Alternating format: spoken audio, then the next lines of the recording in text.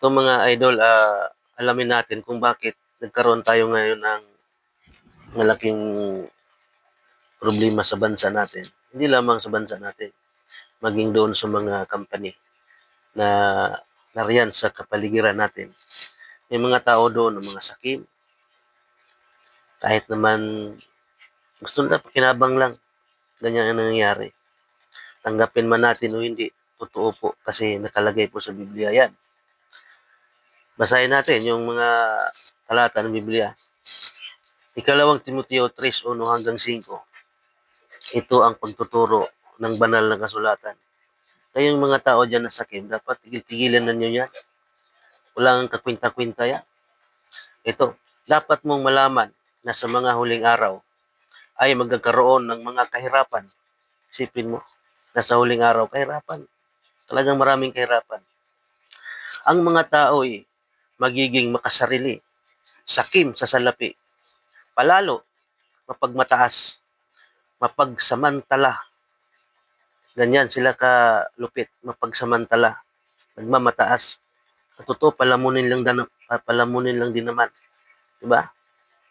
Pagmataas lang, 'di ba? Suwail sa mga magulang. Walang utang na loob. Isipin mo, walang utang na loob. Pag nag-utos, akala mo kung sino. Wala man lang pasalamat, 'di ba? Walang utang na loob 'yon. At lapastangan sa Diyos. Ganyan. Sila ay magiging malupit, walang habag, mapanirang puri, marahas, mapusok, at namumuhi sa mabuti. Ganyan, kalupit sila. Kaya wala silang natutunang mabuti, kundi malupit sa kapwa nila.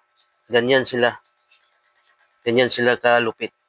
Sila ay magiging mga taksil. Sipin mo, magiging taksil.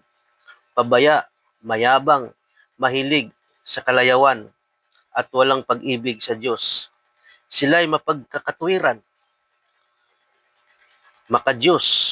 Ngayon, hindi naman nakikita ang kapangyarihan nito sa kanilang pamumuhay.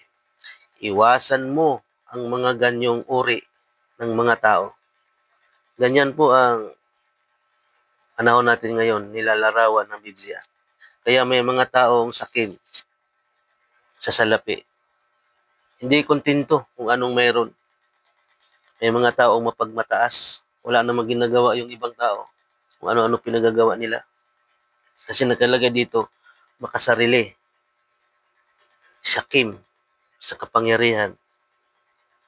Ganon kalupit ang mga tao ngayon. Kaya ang bansa natin din talaga uunlad. Ngayon, tinan mo, hindi sila nagkakaisa, hindi sila nagkakasundo. Kaya ang nagsasakripisyo ngayon ng taong bayan. Ganyan kalupit ang panahon natin ngayon. Mga palalo, yan. Hambog ba? O, ganyan yun, palalo, hambog yun. Walang habag. Yan, hindi sila nahabag, hindi sila naawa. Gusto lang nila, sarili nila ang pakikinggan nila. Mga walang kwintang tao yan, mga ganyan. Kaya, eto, wala naman tayong sinasabi dito kung ano-ano kasi nakalagay sa Biblia. Sa unang Timoteo 3:1-5.